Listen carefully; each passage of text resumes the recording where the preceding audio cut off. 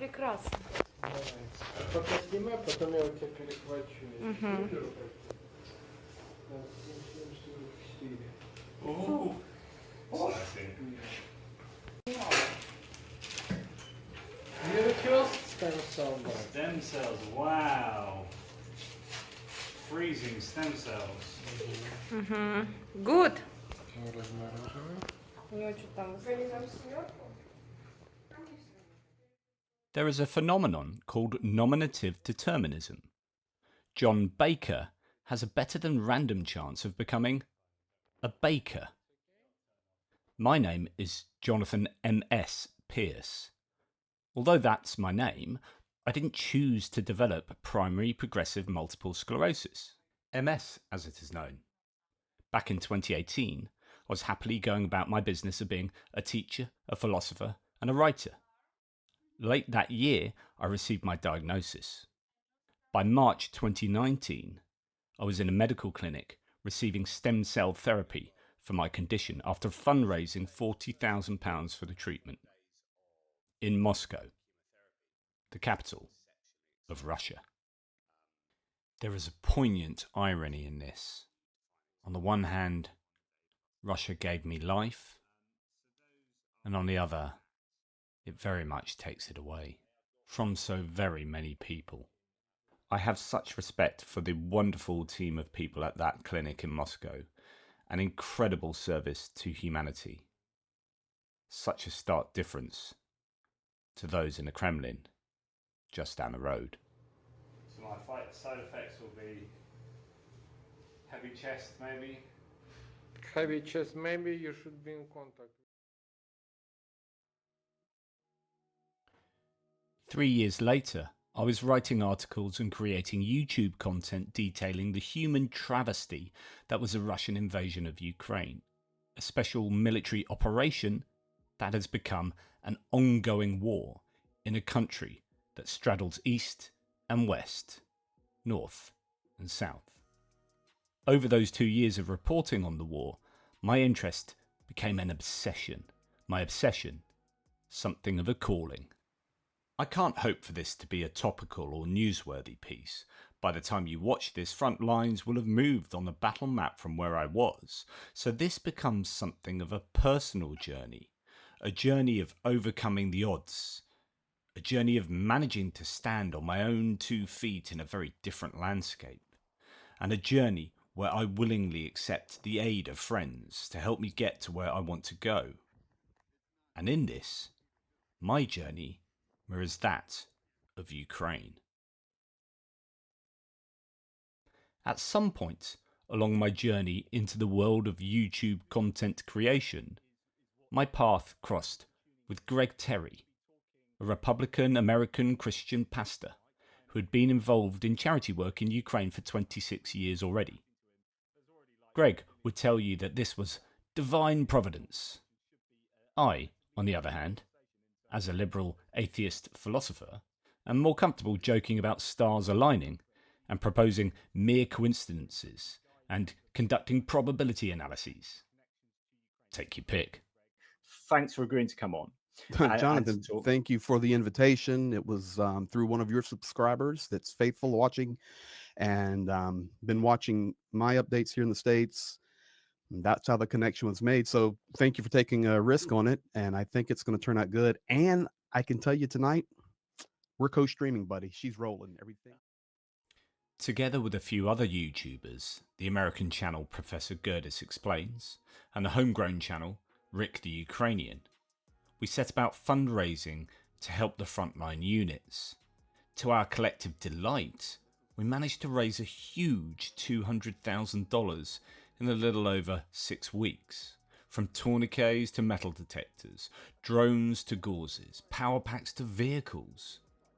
Those fighting to keep Ukraine in the game were receiving vital aid. That's a lot of love right there. You know what that is also, Andrew? That's a lot of saved lives. Yeah, definitely. Well, to be honest, our battalion already have its first battle. Yeah, I know. experience. Yes. So This is coming at the right time. All right, guys, so we want to thank you for being a part of this. This is just part one of the drop with these heroes here, 3rd Assault 2nd Rifle Battalion, that we adopted about 6 weeks ago. And now it's becoming real life, real fruition. They're already active and they need our help. The Cellexes are all here, and there's more where we gotta go. Intact gloves, military ponchos, the emergency blankets, IFACs, brand new, ready to go. These are we've shown you these before. These are broken down, they're amazing. With the real, these are real IFACs.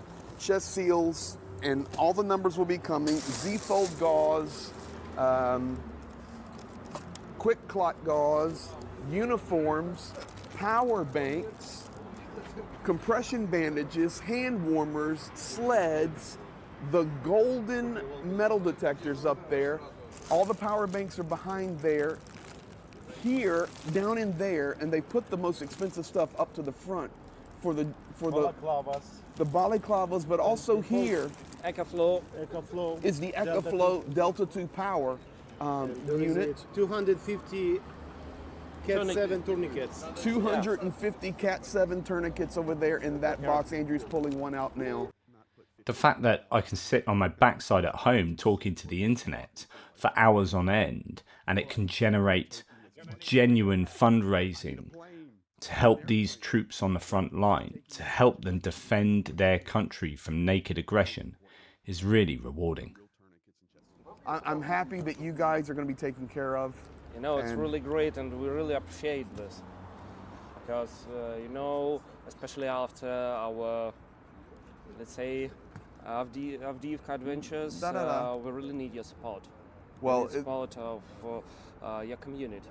It is, and thank you to all of the community, but most importantly, you know, a majority of my community, when I do stuff like this, which is nonstop, this is what they say: don't thank us, because you're protecting us. We thank you, and we do that by giving and donating. But I agree with you; we need to thank them as well. So, Definitely we need. so thanks goes both ways. But what I want you to know is people are generous and people care, and we're getting it here. And my promise is always hand to hand. And so give me your hand, and boom, this is symbolic of everything else that's here and everything else that is to come. Slava Ukraina. Героям слава. Da. As we talked on live streams and interacted online, it soon became apparent that I would have to take my limping, stumbling body to Ukraine. Greg promised me that he and his charity partner Zhenya from the city of Khmelnytsky in Ukraine would look after me. And I will get you all the way into Ukraine. I will provide your security, and you will not have to worry about it. I have body armor ready for you. I have everything ready for you. There are many concerns for people with multiple sclerosis, so much to take into account when going anywhere. Going on a holiday is hard enough, but going to a war zone?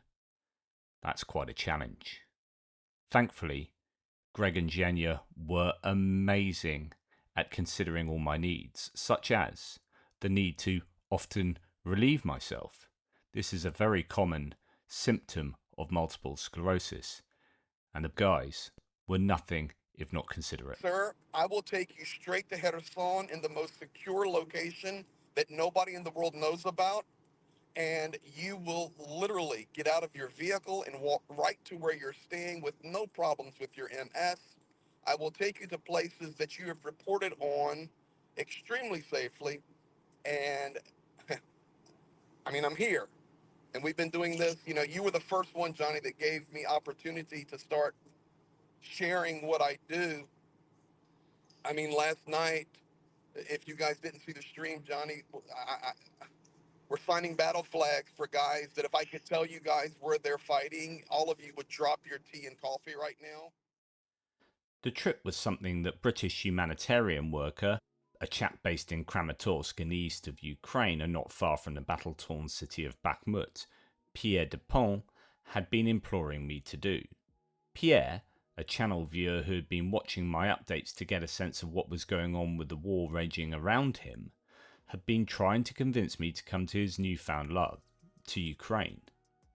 I now had no excuse. Well, other than being entirely unprepared and disabled.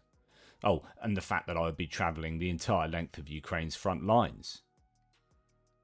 I left my partner and twin 13-year-old boys behind, and if truth be told, I'm still not sure what they thought about me going. It's a fine line between courage and stupidity, and I can't but think my partner suspected the latter. I flew from Southampton to Amsterdam, Amsterdam to Warsaw. From Warsaw, I was given a lift by a Ukrainian contact of Zhenya's to the Polish border of Chelm. Ukraine, like the Russian Federation as a result of their Soviet heritage, operates on a different railway gauge to the rest of Europe. This means that there are no trains that can run from Ukraine past the Polish border town and into Warsaw or the rest of Europe. Here we are in Chelm, just over the border to Ukraine. We're in Poland. I've been picked up very kindly by the very good Sergey, Ukrainian assistants from Warsaw, and getting to Chelm train station, where I'll be getting the sleeper train into Ukraine and arriving in Kyiv at some point tomorrow morning. Here we are. A 3-hour car journey was to be followed by a 12-hour overnight sleeper train from Chelm to Kyiv. We met Pierre at Chelm. He had recently been taking some downtime in France, where he lives. You can only stay in Ukraine for 3 months in any 6-month time period for visa reasons. His tour of duty was due to start again, and he had me as his wingman. Sometimes you just can't evade drawing the short straw. Having arrived at the train station a couple of hours early, Pierre, Sergey and I decided to grab a coffee together. As any viewers of my channel will know, mine's not a coffee, but a good old cup of tea. It's an affliction I have. Chewing the cud was a distracting affair, and we almost fell at the first hurdle. It was as close as I've ever been to missing a train. Relying on a person with multiple sclerosis to run with bags to a train in the dark in a foreign country, it's not the most sensible of starts to our journey. Although I would contest that it would have qualified for any reasonable definition of running. Here we are on a sleeper train on the way to Kyiv in Ukraine. We are presently just over the border in a place called Chelm in Poland. And we just made it to the train. Pierre and myself and Sergey, a Ukrainian who's been helping us, we just got into drinking coffee and tea. And suddenly, it was almost too late. Anyway, we are here. This is our little sleeper. There's Pierre. Hey. And yeah, we are looking forward to an evening of sleeping in cramped conditions, but happy to have what looks like a fairly comfortable bed, and catching up on what our thoughts are initially of going into Ukraine, what we hope to achieve, have a little chat, catch up. In the meantime, see you later. So the thing that keeps nagging at me is, why am I doing this? What am I here for? What's the goal of me being here? Is this self-indulgent? You know, am I here for my own personal gain in some way? But then I think, no, I'm here because I want to do something that matters, that makes the world essentially a better place, that makes Ukraine a better place. That sounds all so grandiose, but how can I help the world? How can I help this conflict? I'm just some random bloke from the south coast of UK who's just happened across reporting on this conflict from his own home by starting a YouTube channel. Whoop-de-doo. But actually, there is something to be said for reporting really important events that have a massive impact on us, not just now, but in terms of the future. You know, if we allow Putin and Russia to prevail, where will the world be in 10, 20, 30 years' time? Is this an inflection point? Is this a sliding doors moment where we could choose one thing or we could choose the other? And if we choose the wrong thing, then we will rue that decision, or generations that follow could pay the price. And so here we are. And here I am. It's really important to me, something that's always been important to me, is truth, is accuracy, is having a good grasp of reality and being able to communicate that sense of reality to anyone I speak to, right? So when I'm reporting on the war, when I'm doing my videos, when I'm talking to people, friends, family, it's so important that what I say is accurate. And so coming to Ukraine to talk about the war, to report on the war, to see it firsthand, is about communicating accurately what is going on in Ukraine. Why? So people can make the right decisions. And I'm not so full of myself at all to feel that this is about people in the corridors of power making the right decision because they've seen something I've done on the internet. No, this is about just the people that watch my content having an accurate sense of what's going on here and making the right decisions in their lives to talk accurately to their friends and family, to speak to their politicians, to write letters, send emails, to try and enact positive change, because they are getting a very real sense of what is going on. So what this is about is mattering, is bringing Ukraine and my experience of Ukraine to the world, or to at least a small corner of the world, you know, people who watch my content. I have my own personal battles as well, you know, my disability, you know, what are you doing in Ukraine with progressive multiple sclerosis? You are going to frontline zones in a war with a disability. I have great confidence in the people that are looking after me, that I'll be sorted out, and I'm not at all concerned on that front. But maybe there's this element of overcoming challenges, but that's nothing compared to a whole nation trying to overcome the challenge of being invaded. And the sense of unfairness that I've felt since this war began is still burning in me and is driving me to do what I do on a daily basis, and is driving me to be here.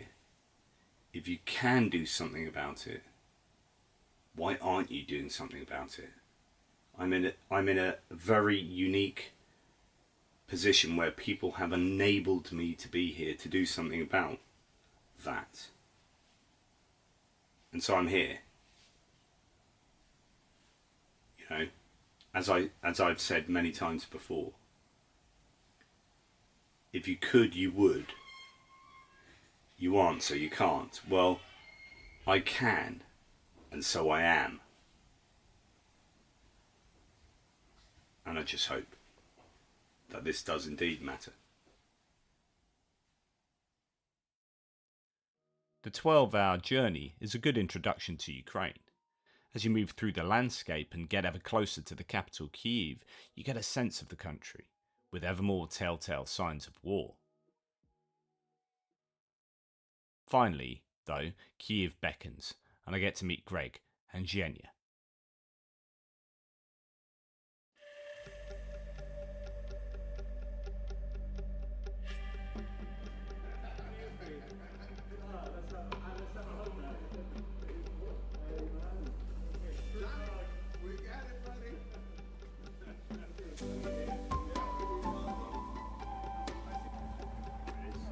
All right, guys, the cat's out of the bag.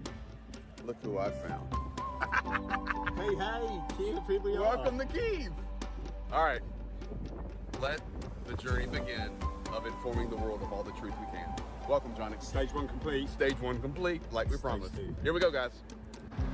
This is the battle bus that'll be taking us all around Ukraine, particularly close to the front lines. It has seen some travelling. I see a whole damn sight more. As we embark on the next stage, our trip around Ukraine.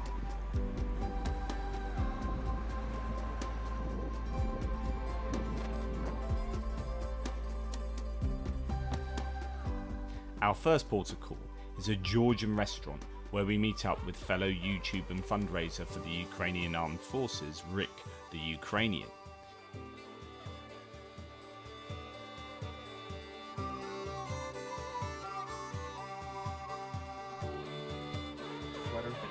Anyway, just amazing. So here's Johnny, here's Rick, and sharing a meal together.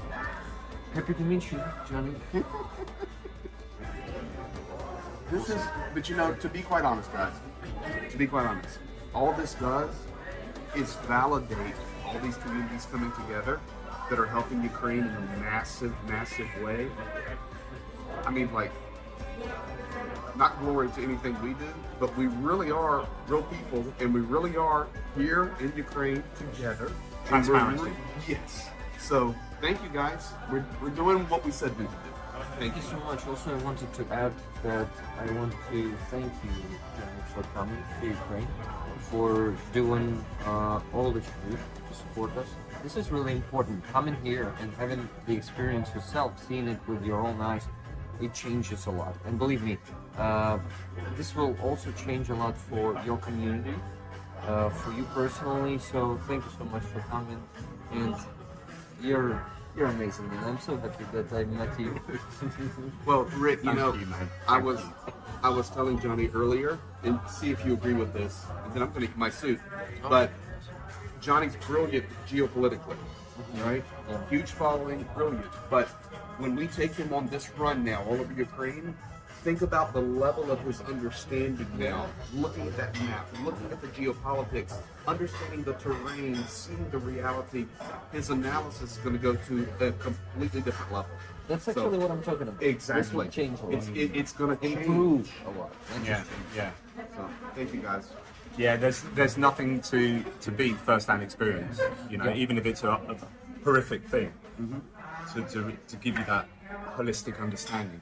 And you know, I can put things together in my brain and intellectually about this and that happening, but then experiencing it just gives you that complete picture, and that's what I You hope. know, I'm going to do something now that so many of your community want to do. Are you ready? I kissed Johnny's bald head. Spam, the spam got some love. It's about time. Couldn't get enough love, my spam.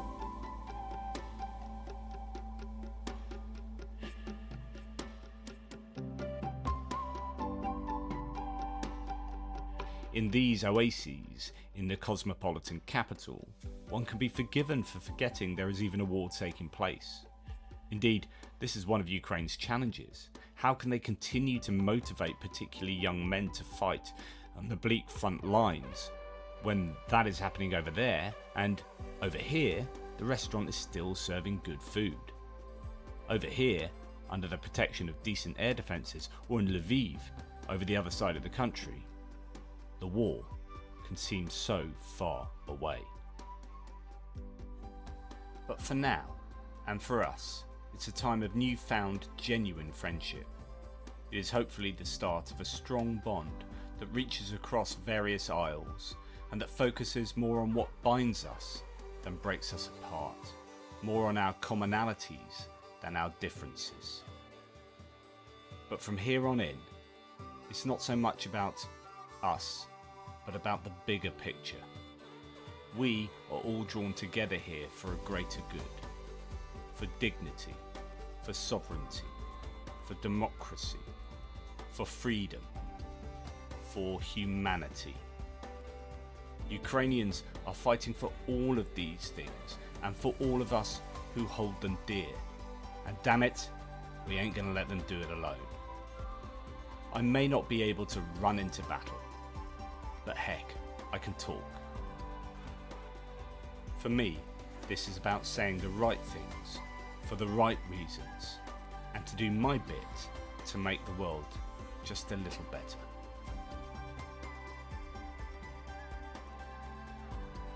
That night, in stark contrast, I would be talking quietly under dim lights for fear of a nighttime drone attack somewhere near the northern border. And the food would be cooked not in a fancy restaurant, but by a soldier putting his life on the line for all of those ideals.